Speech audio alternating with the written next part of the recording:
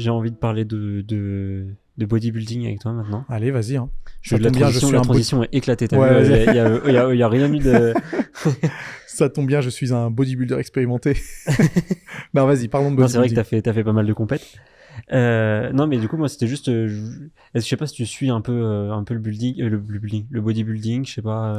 Oui. J'ai vu que toi, tu venais des arts plastiques, tout ça, et je pense que ça vient peut-être de là aussi ton amour, on va dire, pour la muscu et pour les corps musclés, on va dire. Ouais, sûrement. Les corps esthétiques. Probablement. Mais et oui, je suis le bodybuilding surtout à haut niveau international. Genre Mister Olympia. Ouais, tout ça, voilà. Si tu me dis c'est qui le champion de France, je sais pas. Par contre, tout ce qui se passe au niveau international, je connais tous les acteurs principaux des compétitions. Tu regardes, tu suis ça de près quand même. Alors je suis. Oui, si on peut dire que je suis ça de près. Ouais. Et comment aujourd'hui on peut faire, parce que nous c'est un peu notre cheval de bataille d'essayer de populariser le bodybuilding en France, parce que j'ai l'impression qu'aujourd'hui en France c'est très, je sais pas, c'est très étriqué, c'est très difficile c'est très mal vu le bodybuilding. Ouais. Bah ça se comprend parce que c'est nul. Faut dire ce qui est.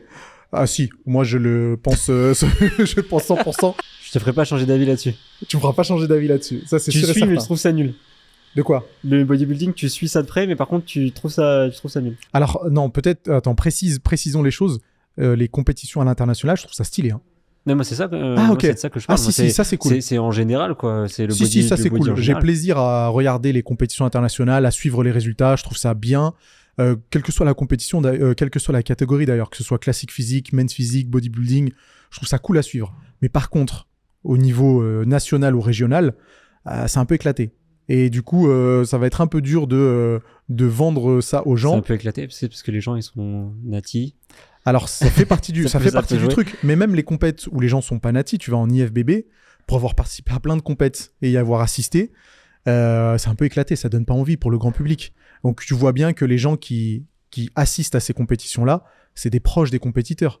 Mais jamais personne va se dire « Ah bah tiens, ce week-end, je vais aller voir une compète de body » parce que d'une, c'est hors de prix, de deux, c'est pas toujours très bien organisé, et de trois, vraiment, c'est éclaté. Donc tu passes 12 heures dans une salle qui est mal éclairée, où il fait froid, où t'as des mecs qui sont tannés, on dirait qu'ils ont fait un combat dans la boue, c'est pas beau.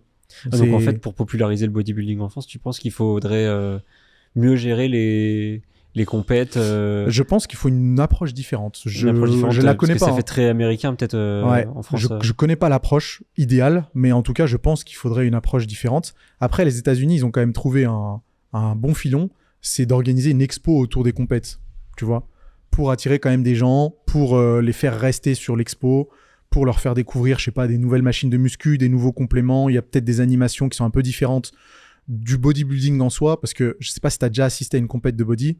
Non. Eh ben voilà. J'ai déjà regardé, après moi j'ai pris le pay-per-view Mister Olympia, mais du coup c'était Mister Olympia, donc c'est quand même et oui, mais bon, c'est quand même très long. C'est très long. Entre les passages, le gars Absolument. qui parle. Et oui, c'est très long. Donc comment tu vas vendre ça au grand public qui est habitué à des manifestations sportives qui sont bien plus rythmées, comme un match de foot, un combat de MMA, alors tu vois, moi je suis 100% muscu, mais tu me proposes Mister Olympia ou un combat de MMA, je vais voir le combat de MMA parce que c'est plus drôle. Ouais, mais ça peut se finir très vite. Ah, mais c'est pas grave. C'est pas grave, il y a une ambiance qui est différente, c'est un spectacle qui est différent. Donc je pense qu'il faut trouver, encore une fois, je l'ai pas, hein, mais je pense qu'il faut reformuler un petit peu la compète de body pour que ça puisse être un petit peu plus intéressant. Et toi, tu penses pas qu'à ton échelle, tu puisses faire des choses, je sais pas, c'est une vraie question. Est-ce que tu penses pas que tu puisses populariser un petit peu le body, ou est-ce que les gens qui te suivent, ce sont des débutants, des intermédiaires? Non, mais si, je pense que c'est possible, mais pourquoi faire? Organiser un Nassim classique? Je sais pas. Ça serait stylé avec tes codes. Mais ouais, peut-être, mais je t'avoue que non. Pour l'instant, c'est pas vraiment une envie que j'ai. Et je préfère me concentrer sur d'autres choses, même si j'aimerais bien que ça arrive un jour. Hein. J'y ai jamais pensé. Qu'est-ce qui te fait rire? Je sais pas, ça me fait. Je pense au Nassim classique. Je trouve que c'est très stylé. Et d'ailleurs, en parlant de ça, toi, ça fait des années que tu t'entraînes naturel. T'as jamais eu envie de t'en accorder une petite? Tu veux quoi? Tu veux que je réponde pour clipper ça et que ça se retrouve sur tous les réseaux? Je te citais Enzo. Ouais, non, c'est vieux ça, c'est ta génération. Non, je m'entraînerai toujours naturellement. C'est ce que tu prônes avec Rudy. Non, moi je suis pas Rudy Koya et je combats pas les gens qui ne sont pas natis, mais moi je le fais naturellement. Voilà. Donc si tu as envie de prendre des produits, écoute, t'es majeur et vacciné, fais-le. Mais non, moi c'est pas mon délire. Dans la FMCS, on n'aborde pas les produits dopants. Ah ouais, pourquoi faire? On était très tristes. Mais pourquoi faire? Déjà, faudrait trouver quelqu'un qui s'y connaît. Et de deux, je suis coach depuis 2011. J'ai jamais eu affaire à des gens qui prenaient des produits. Il y a jamais personne qui t'a demandé un protocole. Bah non, ils savent très bien à qui ils s'adressent. Ils vont pas demander à quelqu'un qui est naturel de leur faire une ordonnance pour tout ce qu'il y a à prendre. Donc non, c'est pas nécessaire. Et pour ceux qui veulent suivre la FMCS, ça n'arrivera jamais. Il y aura jamais de module. Parce qu'il y a pas je crois qu'il y a un passage bodybuilding quand même. Il y a un passage où on parle de body. Ouais, pour les prépas naturels. Rapidement. Du coup, je pensais qu'on allait aborder un petit peu. J'étais un peu. Ah non, il y aura jamais de module produit dopant. Si jamais il y a un module produit dopant, ce sera surtout pour encourager à ne pas prendre de produits dopants. Je sais même pas si t'as le droit de, tu penses en formation comme ça de. Si, tu parles de ce que tu veux, mais peut-être de faire de la sensibilisation, pourquoi pas. Mais c'est clair que non, jamais de la vie il y aura un module. Attends, combien de milligrammes de testo il faut lui donner à lui? Non, jamais de la vie. En parlant de la FMCS, j'ai l'impression que t'as vraiment kiffé être prof.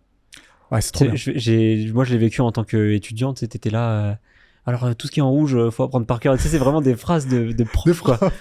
J'ai l'impression vraiment que t'as kiffé faire ce. J'ai kiffé 100%. 100% le rôle de formateur, je le prends très à cœur. Et ouais, je sais pas, il y a comment dire? Il y a quelque chose de très stimulant pour moi de pouvoir transmettre des connaissances et de faire en sorte que les gens puissent les assimiler pour être de meilleurs coachs en fin de compte. Donc ouais, c'était vraiment un exercice hyper sympa, hyper cool, auquel je me confronterai avec grand plaisir. Tu remets à jour à chaque fois régulièrement Bah alors pour l'instant, les cours sont les mêmes que depuis la création. Mais c'est clair que la FMCS, si elle veut vivre encore des dizaines et des dizaines d'années, forcément, il y aura des réactualisations. Et est-ce que pour créer la FMCS, t'as suivi d'autres formations? T'as suivi peut-être, moi je pense à Bayesian, qui est, je pense, la formation qui est la plus concurrente, on va dire, de la FMCS. Bah ouais, parce que c'est les deux seuls en France, je crois. Ouais. Donc à partir de ce moment, oui, mais non, j'ai pas suivi la Bayesian. Je sais même pas quel est le contenu. Tout ce que je voulais, moi, quand j'ai créé la FMCS, c'est de me dire, ok, si je suis coach ou apprenti coach ou que je suis passionné par ce métier, quel est le format qui serait le plus cool à suivre? Parce que Bayesian, il me semble qu'il n'y a pas de cours vidéo. Enfin, c'est pas des cours vidéo. Je crois qu'il y a quelques cours vidéo, mais c'est aussi des cours... Ça repose pas sur ça. Ouais, ça repose pas sur ça. Ouais, je crois que c'était ça la grande différence. Et la FMCS, je tenais à ce que ça repose sur des cours vidéo, un peu comme si tu étais avec un prof dans une salle, quoi. Alors, c'est quelque chose qu'on peut pas faire parce qu'on veut que la formation reste en distanciel. Mais le but, c'était vraiment que moi, dans mes cours, par exemple, je m'adresse à vous comme si vous étiez en face de moi. Et je pense que c'est à peu près... Enfin, je pense que c'est le cas. Je pense que la mission a été accomplie, que j'arrive à vous faire sentir comme si vous étiez en face de moi dans le cours.